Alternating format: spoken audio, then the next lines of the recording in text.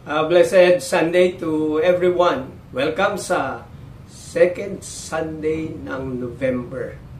Wow, ang bilis na ng panahon talaga, no? So ipagpapatuloy natin ang ating pag-aaral sa ating nasimulang message last Sunday na pinamagatan nating Rich in Good Works o sagana sa mabuting gawa. Tinatalakay natin ang 10 dahilan o 10 reasons kung bakit tayo na mga mananampalataya ay dapat maging mayaman sa paggawa ng mabuti. No, natapos na natin ang unang 4 na dahilan at maganda i-review natin bago tayo pumunta doon sa natitira pang 6 na dahilan. So unang dahilan, we were saved to do good works. So tayo niligtas sa pamamagitan, siyempre, ng kamatayan ng ating Panginoon Kristo at ng kanyang pagkabuhay maguli, nung tayo manampalataya sa Kanya. Hindi lamang para tayo ay dalhin sa langit. Kasi kung yun ang dahilan, edi sana nasa langit na tayo. Pero the fact na tayo naririto pa sa isang mundong, sabi nga ng Biblia, nasa kadiliman, no? Marami pang hindi nakakilala sa Panginoon. So tayo naririto pa upang maging instrumento sa paggawa ng mabuti, no? So tandaan natin 'yon. 'Yun ang pwede nating sabihin na goal natin o layunin ng Diyos para sa atin. No, kagaya ng nabasa natin sa Ephesians chapter 2 verse 10, no? Created in Christ Jesus to do good works. Kaya maliwanag 'yon, no? Pangalawa, we were created in Christ to do good works. So, created in Christ, paliwanag natin, ibig sabihin yan, yung ating bagong kalikasan. Di lang tayo binigyan ng kaligtasan, kundi binago ang ating kalikasan, no? Mula sa pagiging makasalanan, sa pagiging matuwid sa harapan ng Diyos. At yun ay dapat paninindigan natin at ipamumuhay natin sa pamamagitan ng paggawa ng mabuti. Kaya dun sa ating kaligtasan at kalikasan, we are required to do good works. Pangatlo, we serve others through our good works. So, siyempre, kung gusto nating maglingkod sa ating kapwa, una sa mga kapamilya sa Panginoon at sa ibang tao, gagawin natin yun sa pamamagitan ng paggawa ng mabuti. Yung mga bagay na mga katulong sa kanila, no? Kanilang spiritual na paglago, sa kanilang mga kailangan sa buhay. And we serve them through our good works. Pang-apat, we set good examples by doing good works. Siyempre, nagiging magandang halimbawa tayo kung tayo bilang mga mananampalataya ay sagana o gumagawa ng mabuti. No? Yun yung sinasabi na tayo ay ilaw ng sanlibutan. At ang ilaw na yon ay naipapakita natin sa paggawa ng mabuti. Okay, so bago tayo pumunta sa number 5 hanggang sa number 10, gusto ko lang basahin ulit yung ating key passage sa ating pag-aaral na ito, no? Bagamat ito ay topical study. Sabi sa 2 Corinthians chapter 9 verse 8, "And God is able to make all grace abound to you, so that having all sufficiency in all things at all times, you may abound in good works." No? You may abound in good works. No? Maging masagana tayo sa paggawa ng mabuti. So, reason number 5. Bakit tayo mga mananampalataya ay dapat gumawa ng mabuti? We encourage others to do good works. So, ibig sabihin, kapag tayo ay gumagawa ng mabuti, nahihimok natin, nahihikayat natin ang ibang kapwa mananampalataya na gumawa din ng mabuti. Sabi sa Hebrews 10:24, "And let us consider how to stir up one another to love and good works." So, isang nagagawa natin, no, sa ating Christian fellowship, sa church, ay sabi nga, to stir up one another, no? Yung ibig sabihin, kung bagas, hindi lang hinihikayat, kundi talagang ginigising natin ang damdamin ng bawat isa, no? Sa pag-ibig at sa paggawa ng mabuti. At sa ating paggawa ng mabuti, yun ang nagiging kasangkapan upang sila'y mahikayat dahil tayo ay nagiging encouragement sa kanila. So tungkulin nating hikayatin ang bawat isang kasama sa church na makilahok sa paggawa ng mabuti. Ang paggawa ng mabuti ay hindi lamang magandang halimbawa, kundi mabisang paraan din upang hikayatin ng iba na gumawa rin ng mabuti. Siyempre, paano natin mahikayat sila kung hindi natin ginagawa yon? Habang nakikita ng mga kapatiran na paggawa natin ng mabuti, ay nahihikayat silang tularin tayo at siyempre gumawa din ng mabuti. Dahil dito, bawat isa ay magagampanan ang layunin ng Diyos sa pagkakatawag sa ating kalikasan at sa paglikha ng bagong kalikasan upang gumawa ng mabuti. Good works begat good works. When we do good works, others are encouraged to do good works also. Ang paggawa ng mabuti ay contagious, no? Parang sakit, no? So alam natin may influence sa problem, no, sa ibang lugar dito sa ating bansa na kumakalat, no? In such manner, ganun din dapat ang mabuting gawa. Now, when we do good works, we become contagious to other Christians, especially in our church. Kaya tayo ay nahahawa, no, na lahat tayo ay gumagawa ng mabuti. Imagine how beautiful is a church where everyone is doing good for each other and even those outside the church. Di ba? Napakagandang tanawin yon. Sabi nga sa Romans 12 verse 10, love one another with brotherly affection. Outdo one another in showing honor. No? Parang may magandang paligsahan sa church. Kung tayo nagpapaligsahan sa pagmamahal. Kung tayo nagpapaligsahan sa paparangal sa kapwa. At kung tayo ay nagpapaligsahan in a very healthy way sa paggawa ng mabuti. So kung mayroong isang healthy competition sa church, ito yung pag-unahan, gumawa ng mabuti sa isa't isa at sa ibang tao. And number 6, we show our faith through our good works. Na ipapakita natin na tunay ang ating pananampalataya sa pamamagitan ng paggawa ng mabuti. Sabi sa James 2:26, for as the body apart from the spirit is dead, so also faith apart from works is dead. Ang pananampalatayang walang gawa ay patay.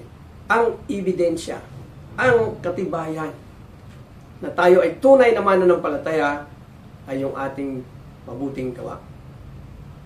Kaya na atin na pag-aralan, hindi tayo naliligtas sa pamamagitan ng mabuting gawa. Pero ang mabuting gawa ay bunga ng ating pananampalataya.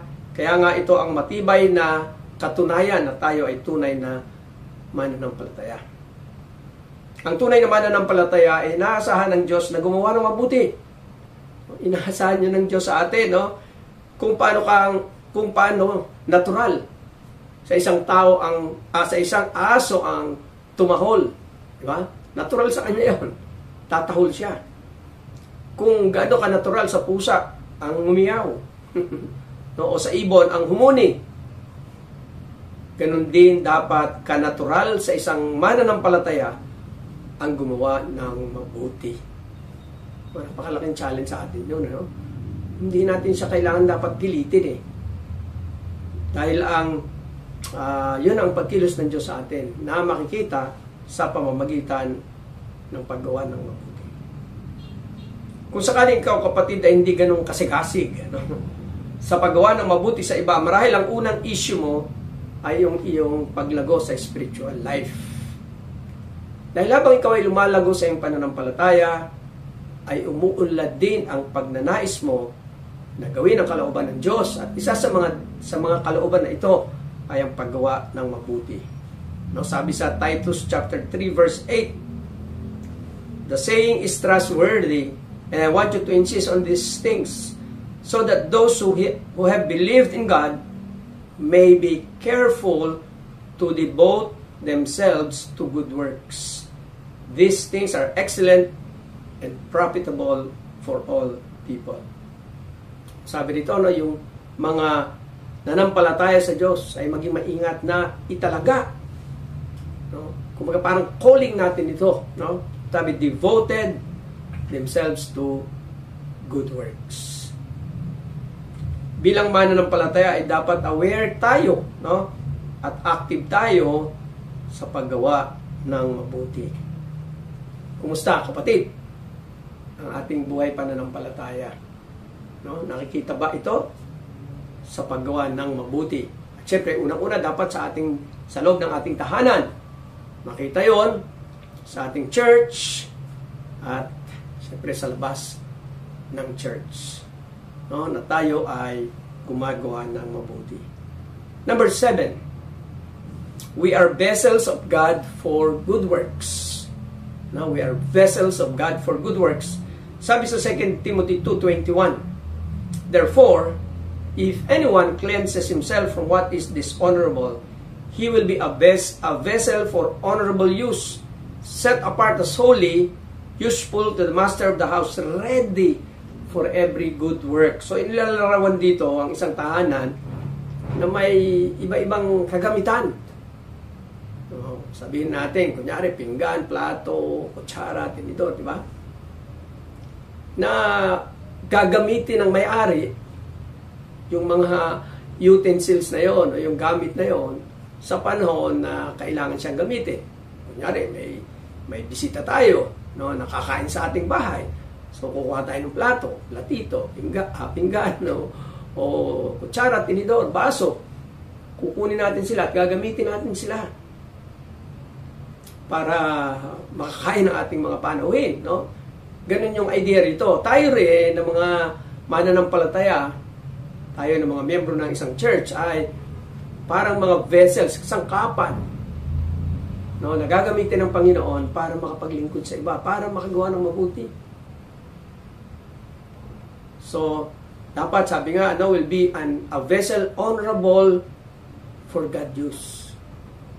Talagang tayo ay sinet apart, inihanda talaga para sa paggawa ng mabuti. Di ba, lalo na kung special ang ating mga bisita, minsan pipiliin mo yung mga special na vessels, no, para maramdaman nilang special sila. Tayo ganun. No? Tayo special vessels ng God na ginagamit para maipakita niya ang kanyang kabutihan at katapatan sa mga tao. Tayong mga mananampalataya ang sisidlan o vessels na ginagamit ng Diyos sa paggawa ng mabuti. Wala nang ibang aasahan siya. Tayo, no? In short, through good works, ang mananampalataya nagiging instrumento ng Diyos upang mahayag ang kanyang kabutihan at katapatan. Ika nga, daluyan ng pagpapala mula sa Diyos ang isang mananampalataya na gumagawa ng mabuti. So, tandaan nyo, every time we do good works, we become vessels of God to show His goodness and faithfulness to people. No? Tayong mananampalataya, ang katawan ni Kristo. Sabihin, iba sa ating kamay, paa, bibig, no? Tayo katawan ni Kristo, kaya sa pamamagitan ng katawan, nagagawa ni Kristo ang nais niyang gawin. Di ba? Ang isip natin, hindi niya magagawa kung anong gusto niyang gawin, o niisip niyang gawin, at ginagawa ito sa pamagitan ng pagpapakilo sa iba't ibang bahagi ng katawan. In the same manner, bagamat ang Diyos, kaya niyang gawin ang lahat, no? Pero yun ang disenyo niya. Na tayong mga mananampalataya ay magamit niya, nasisidlang, makakatulong sa iba sa pamamagitan ng paggawa ng mabuti. Alam niyo, ang mundo'y punong-puno ng sarili at kasamaan. Yan ang mundo natin. At nakikita natin yan, no? So, ang mga mananampalataya ang magbabalanse sa pamamagitan ng mabuting gawa. Ika nga tayong magiging liwanag. Na kung ang tao ay nawawalan ng pag-asa sa kapwa-tao dahil nga puro panglalamang na lang, panluloko, kagaya ng nangyayari sa ating bansa, no? Medyo grabe ang nagiging sitwasyon ng baha sa ating bansa at naging issue yung flood control. Funding. Isipin nyo yung nagawang kapahamakan nun. Dahil may mga tao na hindi ginamit yung pera para doon. So nawawala na ng tiwala ang tao sa gobyerno, sa mga leaders. So sa pangkalatan, tayo ay mga taong dapat magbigay ng pag-asa sa tao. Mayroon pa rin mabuting tao, mayroon pa rin gagawa ng mabuti, mayroon pa rin maglilingkod sa kapwa. At yan ang papel natin, mga kapatid sa Panginoon. No? So, hindi tayo magiging kasangkapan ng kadiliman o magdadagdag pa sa frustration nila. Kundi tayo ang magsisilbing inspirasyon sa kanila sa pamamagitan ng ating buhay na nakikita nila ang mabuting gawa. Amen? Number 8, we are blessed to bless by doing good works. Ito na yung binasa natin kanina na ating key passage, 2 Corinthians 9:8. And God is able to make all grace abound to you. Pinasasagana niya ang kanyang biyaya sa atin so that having all sufficiency in all things, para tayo magkaroon ng sapat sa lahat at sa lahat ng pagkakataon ay sabi rito, you may abound in every good work. So bine-bless tayo ni Lord para tayo ay maging blessing. Hindi yung bine-bless tayo para lang sa atin. Siyempre, sa atin una. Tayo unang nabibless, no? Pero hindi natatapos lang sa atin. Pinapasagana ng Diyos ang kanyang biyaya sa mananampalataya sa atin upang tayo naman ay sumagana din sa paggawa ng mabuti sa iba. Sinasapatan niya ang lahat ng ating pangangailangan upang makadulong din tayong punuan ang pangangailangan ng iba. Sabi nga ng Bible, it is better to give than to receive.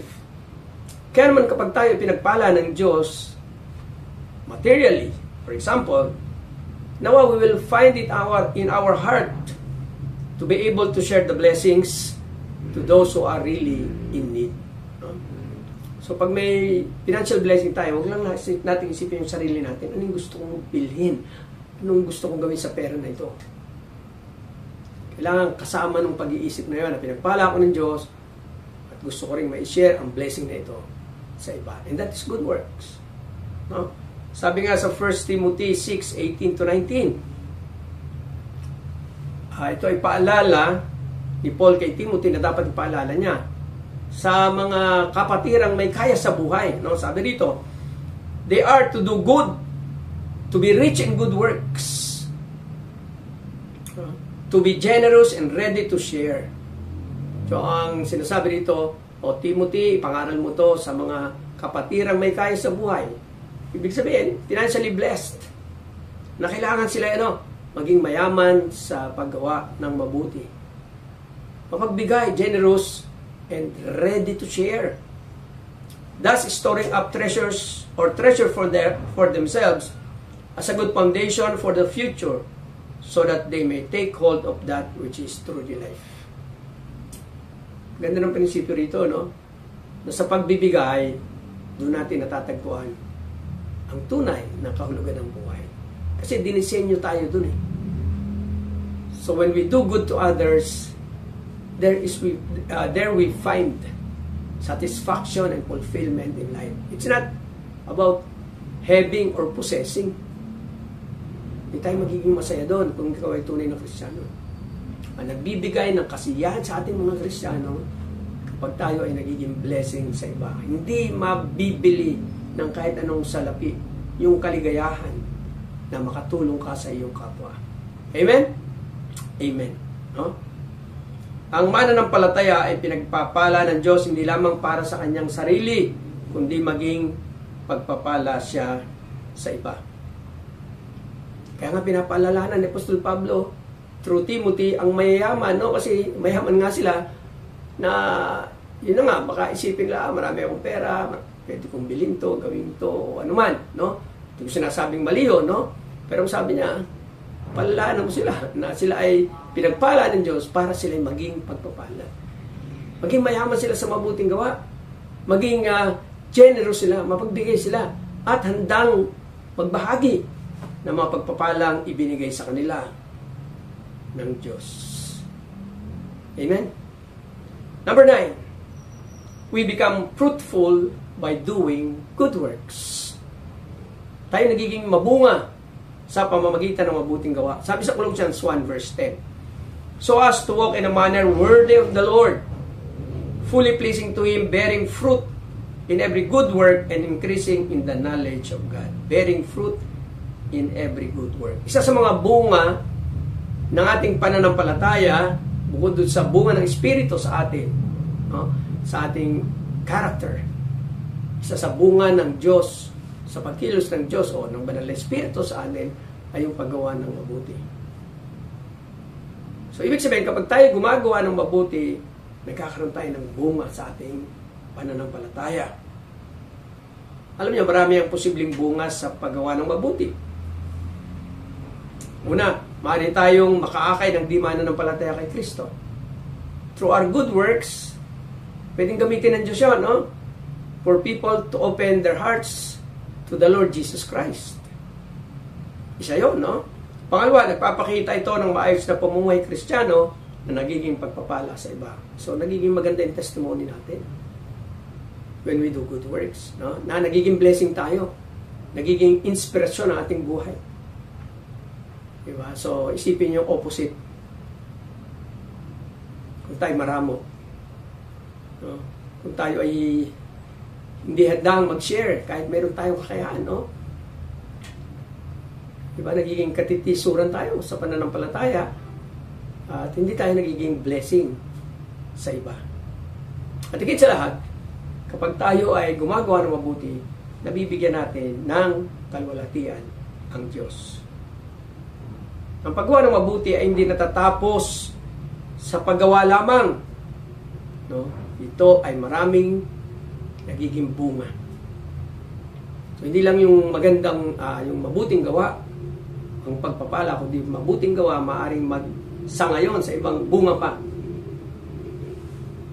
Kaya yun ang encouragement natin, no? Sabi nga sa Galatians 6 verse 10, ito ang challenge sa atin, no? So then, as we have opportunity, let us do good to everyone, especially to those who are of the household of faith. Kapag mayroon tayong pagkakataon, sabi niya, gumawa tayo ng mabuti sa lahat, lalong-lalo na, especially to those who are of the household of faith, yung mga kasama natin sa pananampalataya. O kaya sa ating panalangin, huwag natin kalilimutan isama ang ating mga kapatid sa Panginoon. Sa panahon natin pananalangin, pagpapasalamat sa pagkain, no? We pray also na ang bawat miyembro ng Christ in Every Heart Church ay tumanggap din ng biyaya tinatanggap natin. At kung meron tayong blessing na tinanggap, iniisip din natin, nanawa sila rin, no? Tumanggap ng mga biyayang natatanggap natin. Sa bunga ng Banal na Espiritu, no? Sa Galatians 5:22 at 23, dalawa rito sa fruit ng Spirit ay yung kindness and goodness. Di ba? Magkasunod dyan.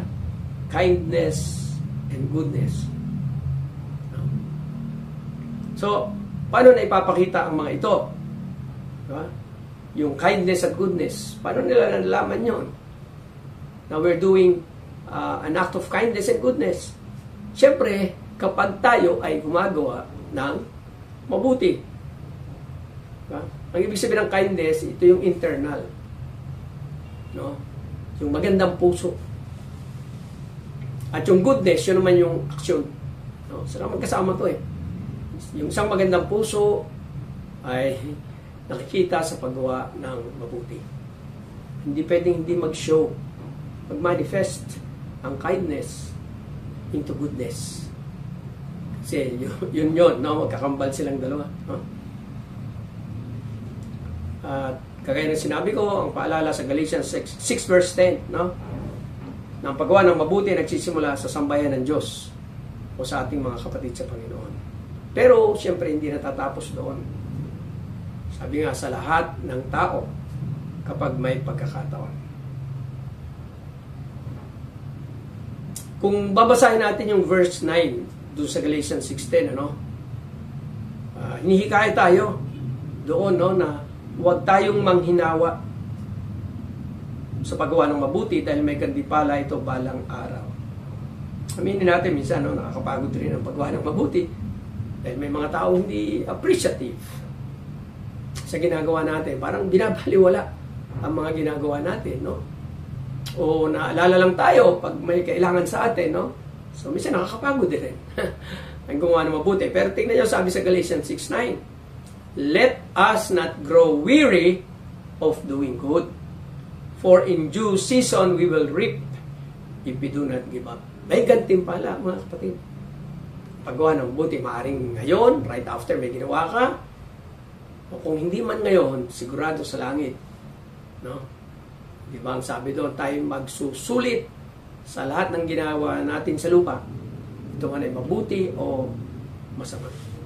Hindi makakalingat sa Diyos ang lahat ng ginagawa nating mabuti. At hindi tayo gumagawa para sa gantimpala, pero yun ay encouragement para sa atin.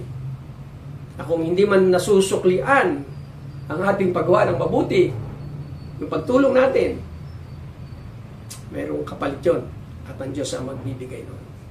Amen?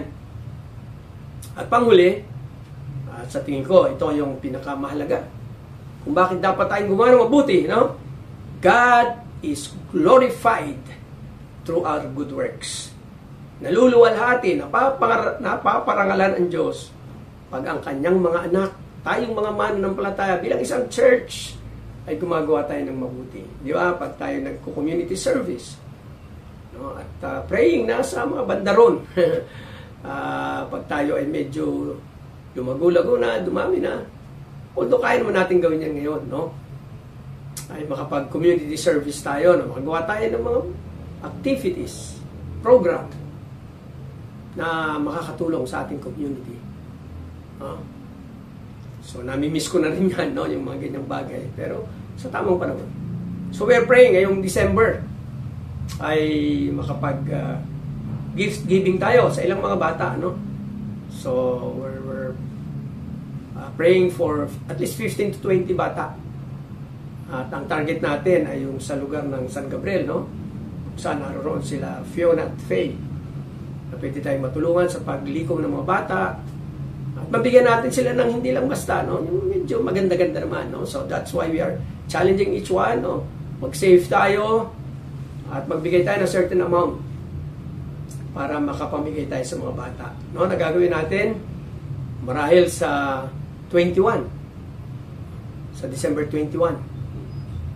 At siyempre, kung lolobin ng Panginoon, magtuloy-tuloy na yun, every Saturday or twice a month ay makapagturo din tayo ng mga bata, no? Kaya pag-pray natin yun, no? So yun, I challenge you, you pray about it, no? Makapag-share tayo kahit magkanong amount, no? Para doon sa specific project natin na yun, no? So actually mayroong project na Operation Christmas Christmas Child, something like that, no? Na nagbibigay sila ng mga gamit sa mga bata, no? From 4 years old to 10 o 12. At meron sana tayong pagkakataon, kaya lang may mga requirements sila, no? Na sa ngayon baka hindi natin kayanin. We don't have enough staff para magturo, para mangalap ng 100 kids. Hindi rin naman madali yun, no? So, sa tingin ko ay dahil nga sa ating mga schedules, baka hindi natin magawa. So, let's just pray next time siguro. No, pwede natin gawin. Pero for the meantime, pwede rin tayong may gawin, no? Sa ating generosity rin, no? Sa pagbibigay.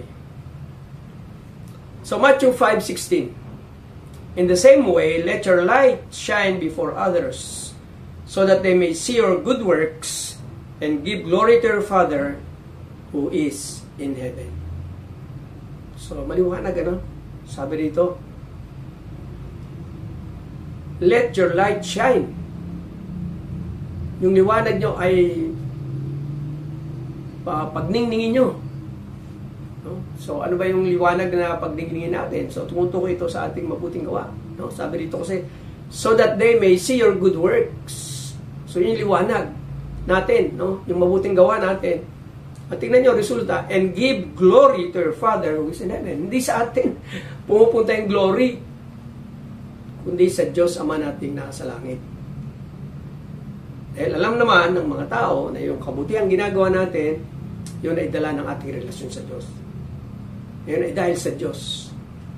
Dahil yun ang gusto ng Diyos na gawin natin. No? So, naluluwalhati siya kapag gumagawa tayo ng mabuti. Kung ang mananampalataya tayo ay gagawa ng mabuti, ang magiging ultimate result ay yung glory ni God. Ang tunay na mabuting gawa na ginagawa natin sa pangalan ng Diyos, sigurado magbibigay ng kalwalatian sa Kanya. Pero yung mabuting gawa na ginagawa natin para sa sarili o dahil mayroon tayong hinihintay na kapalit, ay hindi magbibigay ng glory sa God. No? So dapat sa lahat ng ating ginagawa, kahit itong ating gift giving, no, wag naman siyempre gusto natin maturuan yung mga bata, pero hindi pa rin yun ang ating dahilan. Ang dahilan natin na makita nila ang Diyos sa pamamagitan ng ating mabuting gawa at yung kalwalatian ay matanggap ng Diyos. At kung kalooban ng Diyos, gamitin nyo para ang mga bata ay maturuan, ang mga magulang ay makakilala sa Panginoon, ang Diyos na bahala doon. No? Sabi nga ng Bible, kapag tayo pinalakpakan na ng tao dito sa lupa, ay mawawala ng ating gantimpala sa langit. Sabi sa Matthew 6 verse 1, beware of practicing your righteousness before other people in order to be seen by them. Na mag-iingat na yung ginagawa natin mabuti ay para makita tayo ng tao. For then you will have no reward from your Father who is in heaven. So hindi naman ibig sabihin tayo ay pinalakpakan, tayo ay kinilala ang ginawa nating mabuti, ay nawala na yung gantimpala natin sa langit. No? Pinag-uusapan naman natin ito, yung motibo natin. Okay lang yun. Tanggapin ang kanilang thank you, pasasalamat, kanilang pagpuri, okay, tanggapin natin yun, no? Pero dapat, ang layunin natin, bakit natin ginawa yun, alam natin yun, ang ating motibo, ay hindi para tayo mapuri, no? Kundi mabigyan ng kalawalatian ang Panginoon. At minsan, sa ating paggawa ng buti, nakakalimutan tayo pasalamatan. Alam niyo na, minsan may mga tao sa sobrang saya, nakakalimutan ng magpasalamat doon sa nagbigay. Huwag tayong manghinawa, sabi nga ng ating paalala sa Galatians 6:10, huwag tayong manghinawa sa paggawa ng mabuti. Gawin natin ang paggawa ng mabuti na may dalisay na layunin. No, hindi para makakuha ng kapalit o mapuri, kundi para mabigyan ng kalawalatian ang Panginoon. Amen? So, sapat na ba yung 10 dahilan na yan para ma-challenge tayo na maging aware tayo at maging active tayo sa area ng paggawa ng mabuti. No? So, anong aral? To summarize, no? Yung mga napag-aralan natin. Ang paggawa ng mabuti, ang humihikayat sa iba na gumawa din ng mabuti. Sa pamamagitan nito na ipapakita rin natin ang ating pananampalataya. Dahil din sa mabuting gawa, nagiging instrumento tayo sa kamay ng Diyos at naihahayag niya sa iba ang kanyang pag-ibig at katapatan. Sa tuwing pinagpapala tayo ng Diyos, huwag nating kalimutan na ito'y pagkakataon na maging pagpapala rin sa iba sa pamamagitan ng tulong na maaari nating gawin sa iba. Gawin natin ang mabuting gawa ng may dalisay na layunin upang kalwalhatian ay mapunta sa Diyos at hindi sa atin. So yan yung summary ng mga principles na pinag-aralan natin ngayon. Action. What is the challenge, no? Na dapat natin gawin? Ito, pakinggan nyo at gawin nyo itong personal habang kayo nakikinig sa aking babasahin, no? Action. Ako, no? Sabihin natin, ako ay magsisikap sa tulong ng banal na spirito na ang mabuting gawa ay maging bahagi ng aking buhay. Amen? Sa tuwing may pagkakataon, ay sisikapin kong gumawa ng mabuti na hindi naghahangad ng kapalit, kundi ang malwalhati ang Diyos na laging nagpapala sa akin upang ako'y maging pagpapala din sa iba. Mga kapatid sa Panginoon, mga taga-Christ in Every Heart Church, sa ating mga kaibigan, no, na hindi na iba sa atin, kapamilya na natin, nakasama natin sa ating Zoom worship. So, ang prayer ko, no, kung mayroong isang katangian na nais natin, o isang katangian na gusto natin makita o lumutang sa ating church, ay yung masabi nila ng church na yan, ang Christ in Every Heart Church ay mayaman, no? Sa paggawa ng mabuti, no? Sa kaginawahan o kasalatan, kahit sa mga panahon na kapos tayo, no, ay sisikapin nating maging blessing sa iba para sa glory ni God lamang. Let Christ in Every Heart Church be rich in good works, upang ang pananampalataya natin ay hindi maging patay, kundi buhay na buhay. Amen? Let's pray. Ama, marami pong salamat sa inyong paalala sa amin. Tunay na kulang na po ang mabuting gawa sa hindi lamang sa aming bansa, kundi sa buong mundo. Dahil nga po ang mga tao sa huling panahon ay makasarili na. Lagi inuna ang sarili. Kung ano yung makapagbibigay ng kaligayahan sa kanila, kung ano yung magbibigay ng kaligayahan sa laman. At yun po ang prevailing spirit. Pero kami, na mga mananampalataya, tulungan mo. Sa pamagitan ng aming buhay, ay makita nila na mayroong pag-asa. Na mayroong mga taong nakakilala kay Kristo, na handang gumawa ng mabuti. Kaya Panginoon, pagpalain niyo po kami, pagpalain niyo ang bawat isa.